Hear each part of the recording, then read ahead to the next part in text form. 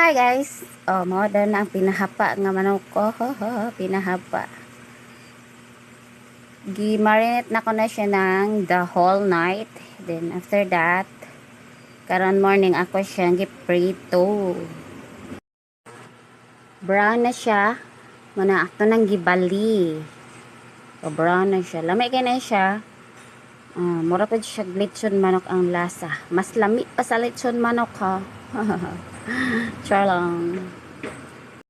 Pagkahuman ako siya giprito, ako na po gipakulo ang sauce niya. Pagkakulo na, ako na pong gilunod na ang manok dito para mo-absorb jud ang lasa